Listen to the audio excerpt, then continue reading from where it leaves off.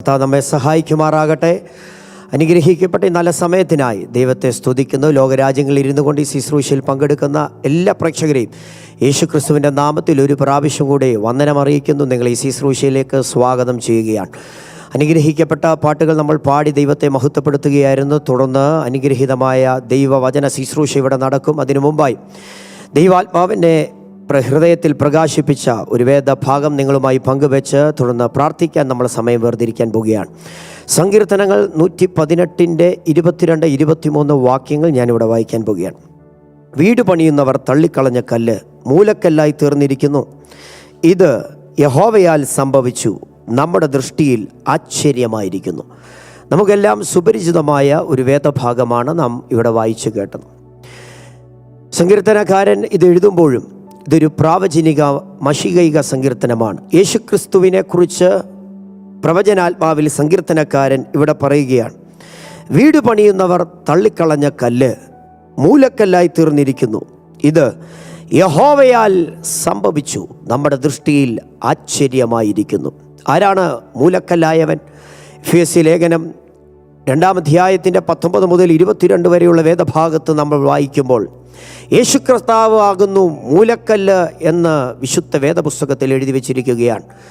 സ്വന്തത്തിലേക്ക് വന്നു, സ്വന്തമായവരോ അവനെ കൈക്കൊണ്ടില്ല. അവനെ കൈക്കൊണ്ടവൻ്റെ നാമത്തിൽ വിശ്വസിക്കുന്ന ഏവർക്കും ദൈവമക്കളാകുവാൻ അവൻ അധികാരം നൽകി. യഹൂദന്മാരുടെ ഇടയിലേക്ക് യഹൂദന്മാരുടെ രാജാവായി ഇറങ്ങി വന്നവനെ അവർ തള്ളിക്കളഞ്ഞപ്പോൾ ദൈവം അവനെ ഏറ്റവും ഉയർത്തി. യേശുക്രിസ്തുവിനെ കുറിച്ച് പറയുന്ന ഭാഗമാണ് ഇവിടെ നാം വായിച്ചു കേട്ടതെങ്കിലും ആ വേദഭാഗത്തിലെ 2 പദങ്ങൾ നിങ്ങളുടെ ശ്രദ്ധയിലേക്ക് പ്രാർത്ഥിക്കുന്നവരെ ഒന്ന് ധൈര്യപ്പെടുത്തുവാൻ, ദൈവസന്നിധിയിൽ മുഴങ്കാലും മടക്കിയിരുന്ന് ദൈവപ്രവൃത്തിക്കായി കാത്തിരിക്കുന്നവരെ ഒന്ന് ഉത്തേജിപ്പിക്കുവാൻ പരിശുദ്ധാത്മാവിനെ പ്രേരിപ്പിക്കുകയാണ്. 23-ാം വാക്യത്തിൽ ഇങ്ങനെയാണ് വായിക്കുന്നത്: ഇത് യഹോവയാൽ സംഭവിച്ചു. ഇത് രാവിലെ സമയം, ഈ മാസത്തിൻ്റെ അവസാന ദിവസം, ഈ രാവിലെ സമയം ദൈവമുമ്പാകെ വചനമാരി ശുശ്രൂഷയിൽ പങ്കെടുക്കുന്ന ദൈവമക്കളെ, നമ്മുടെ ഓരോരുത്തരുടെയും ജീവിതത്തിൽ സംഭവിക്കുന്ന ചെറുതും വലുതുമായ സകല കാര്യത്തിൻ്റെയും പിന്നിൽ ദൈവത്തിൻ്റെ ഒരു ദൃഷ്ടിയുണ്ട്, ദൈവത്തിൻ്റെ ഒരു കരമുണ്ട്. ഇന്ന് രാവിലെ നമ്മൾ എഴുന്നേറ്റ സമയം ഒരുപക്ഷെ നമുക്ക് ഓർമ്മയുണ്ട്. ഇന്ന് രാവിലെ എത്ര നേരം നമ്മൾ എഴുന്നേറ്റ് നിന്നെന്ന് നമ്മൾക്ക് ഓർക്കുന്നുണ്ടോ? എത്ര തവണ ഇരുന്നെന്ന് നമ്മൾ ഓർക്കുന്നുണ്ടോ? എത്ര വാക്കുകൾ ഉച്ചരിച്ചെന്ന് നമ്മൾ ഓർക്കുന്നുണ്ടോ? ഇതൊന്നും നമുക്കറിയത്തില്ല, ഇതൊന്നും നമ്മൾ എണ്ണാറില്ല. പക്ഷേ നമ്മൾ ഇരിക്കുന്നതും എഴുന്നേൽക്കുന്നതും അറിയുന്ന ദൈവം. നമ്മുടെ ശിരസിലെ ഓരോ മുടികളും കർത്താവ് എണ്ണി തിട്ടപ്പെട്ടിരിക്കുകയാണ്. വിശുദ്ധ ബൈബിൾ പറയുന്നു, നിൻ്റെ അമ്മയുടെ ഉദരത്തിൽ ഉരുവാകുന്നതിന് മുമ്പേ ഞാൻ നിന്നെ അറിഞ്ഞു, ഞാൻ നിന്നെ തിരഞ്ഞെടുത്തു, ഞാൻ നിന്നെ വിശുദ്ധീകരിച്ചു, ഞാൻ നിന്നെ നിയമിച്ചു. അപ്പോൾ നമ്മുടെ ജീവിതത്തിൽ സംഭവിക്കുന്ന ചെറുതും വലുതുമായ സകല കാര്യത്തിൻ്റെ പിന്നിൽ ദൈവത്തിൻ്റെ ഒരു മുന്നറിവുണ്ട്.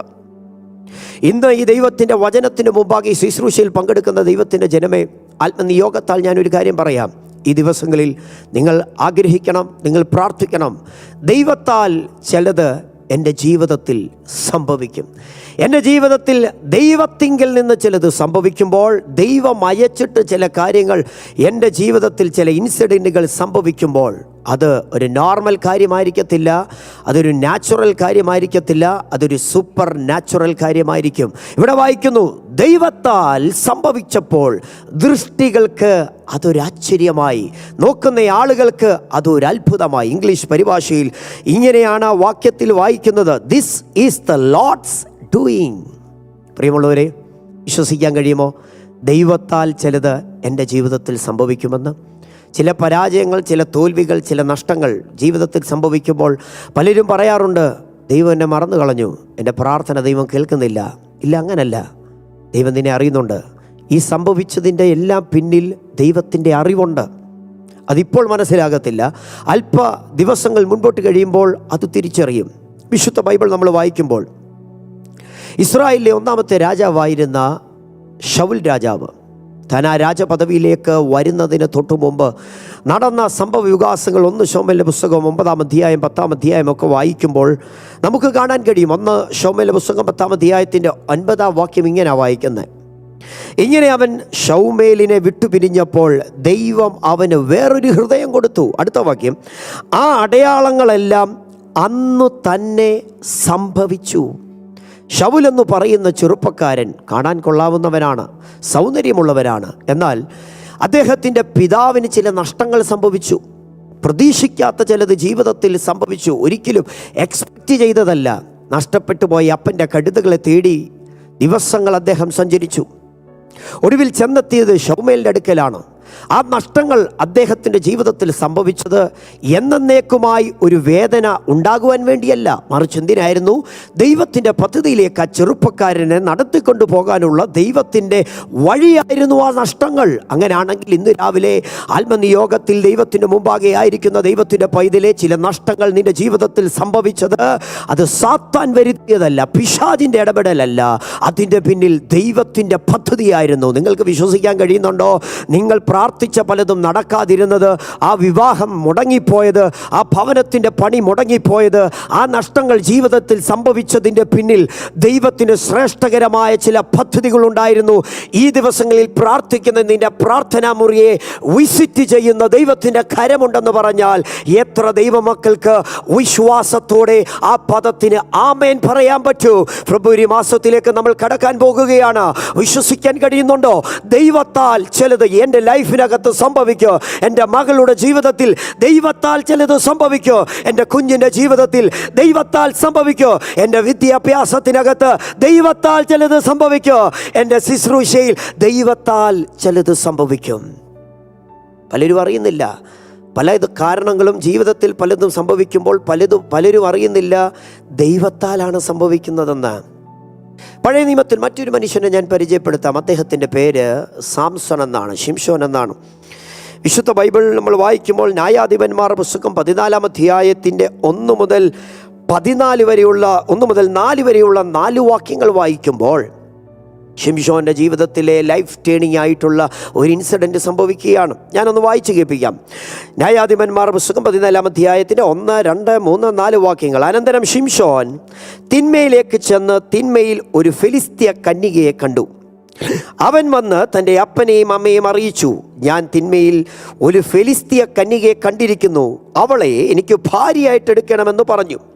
അവൻ്റെ അപ്പനും അമ്മയും അവനോട്, അഗ്രചർമ്മികളായ ഫെലിസ്ത്യരിൽ നിന്ന് നീ ഒരു ഭാര്യയെ എടുപ്പാൻ പോകേണ്ടതിന് നിന്റെ സഹോദരന്മാരുടെ കന്യകമാരിലും നമ്മുടെ സകല ജനത്തിലും യാതൊരുത്തിയും ഇല്ലയോ എന്ന് ചോദിച്ചു. ശിംശോൻ തൻ്റെ അപ്പനോട്, അവളെ എനിക്ക് എടുക്കണം, അവളെ എനിക്ക് ബോധിച്ചിരിക്കുന്നു എന്ന് പറഞ്ഞു. 4-ാം വാക്യത്തിൽ ഇങ്ങനെയാണ് വിശുദ്ധ ബൈബിൾ എഴുതിയിരിക്കുന്നത്, ഇത് യഹോവയാൽ ഉണ്ടായതെന്ന് അവൻ്റെ അപ്പനും അമ്മയും അറിഞ്ഞില്ല. ശിംശോൻ ഫെലിസ്ത്യ ദേശത്ത് ചെന്നപ്പോൾ ഒരു ഫെലിസ്ത്യ യുവതിയെ കണ്ടു. അവളെ കണ്ട് അവളെ ഇഷ്ടപ്പെട്ട് വിവാഹം കഴിക്കണമെന്ന് തൻ്റെ മാതാപിതാക്കളോട് പറയുകയാണ്. ഇത് പറഞ്ഞപ്പോൾ അവൻ്റെ അപ്പനും അമ്മയും ദൈവഭക്തരായ ആളുകളായിരുന്നു. ആ അപ്പനെ അമ്മയും നമ്മൾ അപ്രീഷിയേറ്റ് ചെയ്യണം. സ്വന്തം ഇഷ്ടപ്രകാരം ഒരു യുവതിയെ സ്നേഹിച്ച് വിവാഹം കഴിക്കണമെന്ന് പറഞ്ഞപ്പോൾ ആ അപ്പം പറഞ്ഞ മറുപടി അവിടെ ശ്രദ്ധേയമാണ്.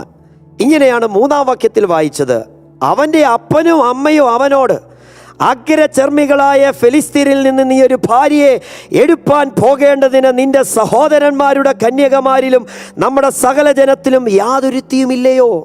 ഇന്നത്തെ ചെറുപ്പക്കാർ ഈ വാക്കുകൾ വായിക്കുമ്പോൾ ശ്രദ്ധിക്കണം.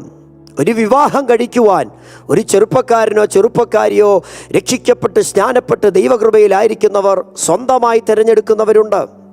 സ്വന്തമായി തിരഞ്ഞെടുത്ത തീരുമാനം മാതാപിതാക്കളോട് വന്ന് പറയുമ്പോൾ ശിംശോൻ്റെ മാതാപിതാക്കളെ പോലുള്ള മാതാപിതാക്കളാണെങ്കിൽ ചോദ്യം ചെയ്യും. രക്ഷിക്കപ്പെട്ടവരാണോ, സ്നാനപ്പെട്ടവരാണോ, കൃപയിൽ നിൽക്കുന്നവരാണോ? പലരും അങ്ങനെ ചോദിക്കാറില്ല.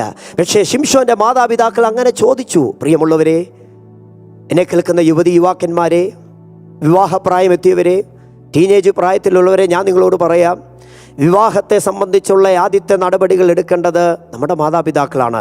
അങ്ങനെയുള്ള കാര്യങ്ങൾ ആദ്യം ചെന്ന് പറയേണ്ടത് മാതാപിതാക്കളോടാണ്.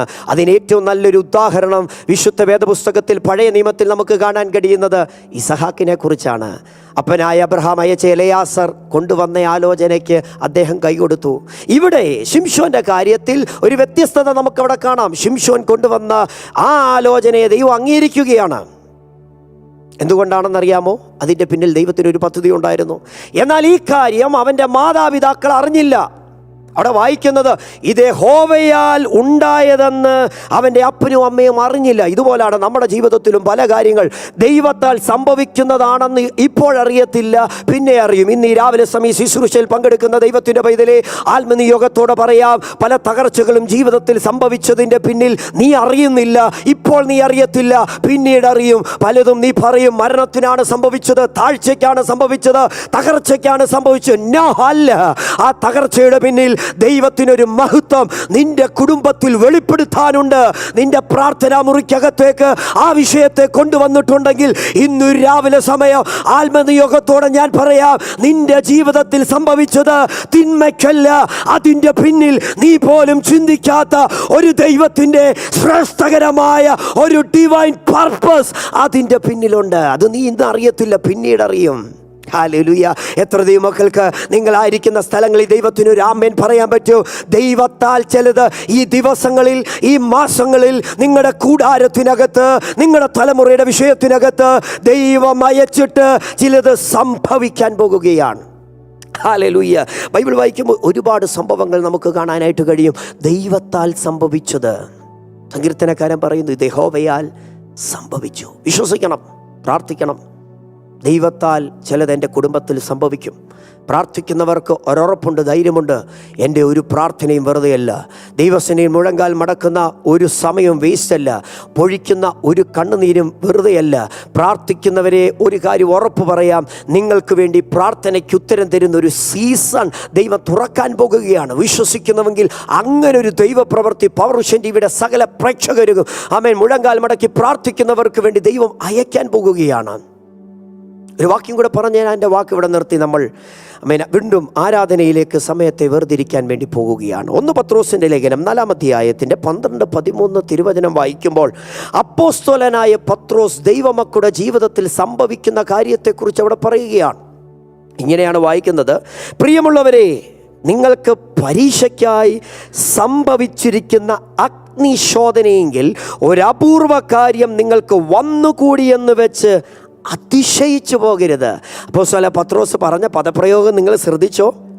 അഗ്നിശോധനയെങ്കിൽ ഒരു അപൂർവ കാര്യം വന്നുകൂടിയെന്ന് വെച്ച് അതിശയിച്ചു പോകരുത്. ജീവിതത്തിനകത്ത് നമ്മൾ എക്സ്പെക്റ്റ് ചെയ്യാത്ത, അൺഎക്സ്പെക്റ്റഡ് ആയിട്ടുള്ള, പ്രതീക്ഷിക്കാത്തത് ജീവിതത്തിൽ വന്നു ഭവിക്കുമ്പോൾ ദൈവമക്കളോട് ദൈവത്തിൻ്റെ വചനം പറയുന്നു, അതിശയിച്ചു പോകരുത്. അയ്യോ, എൻ്റെ ജീവിതത്തിൽ എന്താ ഇങ്ങനെ സംഭവിച്ചത്? എൻ്റെ കുഞ്ഞിൻ്റെ കുടുംബജീവിതത്തിൽ എന്താ ഇങ്ങനെ സംഭവിച്ചത്? എൻ്റെ ആരോഗ്യത്തിൽ എന്താ ഇങ്ങനെ സംഭവിച്ചതെന്ന് ഒരിക്കലും പറയരുത്. കാരണം നമ്മുടെ ജീവിതത്തിൽ സംഭവിക്കുന്നതൊന്നും തകർച്ചയ്ക്കല്ല, എല്ലാം നന്മയ്ക്കാ. എന്താ അവിടെ പറയുന്ന നന്മ? 13-ാം വാക്യത്തിൽ കേട്ടോ, ക്രിസ്തുവിൻ്റെ കഷ്ടങ്ങൾക്ക് പങ്കുള്ളവരാകും തോറും സന്തോഷിച്ചുകൊള്ളുവിൻ. അടുത്ത പദം, അങ്ങനെ നിങ്ങൾ അവൻ്റെ തേജസ്സിൻ്റെ പ്രത്യക്ഷതയിൽ ഉല്ലസിച്ച് ആനന്ദിപ്പാൻ ഇടവരും. അങ്ങനെയാണെങ്കിൽ എത്രയോ ശ്രേഷ്ഠമാണ്. യേശുവിനെ അറിഞ്ഞത് എത്രയോ മഹത്വകരമായ കാര്യമാണ്. ഇന്ന് അനുഭവിക്കുന്ന സകല കാര്യത്തിനും ഒരു പ്രതിഫലമുണ്ട്. ഈ ലോകത്തിൽ ലഭിച്ചില്ലെങ്കിലും യേശു ക്രിസ്തുവിൻ്റെ മടങ്ങിവരവിൽ മഹത്വത്തിനും തേജസ്സിനും മാനത്തിനും കാരണമായി തീരും. അങ്ങനെയാണെങ്കിൽ സങ്കീർത്തനക്കാരനോട് ചേർന്ന് നമുക്ക് പറയാം, യഹോവയാൽ ഇത് സംഭവിച്ചു. നമ്മുടെ ദൃഷ്ടിയിൽ ആശ്ചര്യമായിരിക്കുന്നു. നിങ്ങളുടെ ജീവിതത്തിൽ ഈ ശുശ്രൂഷയിൽ ഈ മാസത്തിൻ്റെ അവസാന ദിവസത്തിൽ ഇന്ന് യോഗത്തിൽ പങ്കെടുക്കുമ്പോൾ ഞാൻ ആത്മാവിൽ പ്രവചിച്ച് വിശ്വസിച്ച് പറയുകയാണ്, ദൈവത്താൽ ചിലത് സംഭവിക്കാൻ പോകുന്നു. അത് ആളുകളുടെ നോട്ടത്തിന് ഒരത്ഭുതമാകാൻ പോകുകയാണ്. നിങ്ങൾ വിശ്വസിക്കുന്നുവെങ്കിൽ അങ്ങനൊരു ദൈവപ്രവൃത്തി ഈ കാലഘട്ടത്തിൽ ദൈവത്തിൻ്റെ നാമത്തിൻ്റെ മഹത്വത്തിന് വേണ്ടി നിങ്ങളുടെ ജീവിതത്തിലേക്ക് ദൈവം അയക്കാൻ പോകുകയാണ്.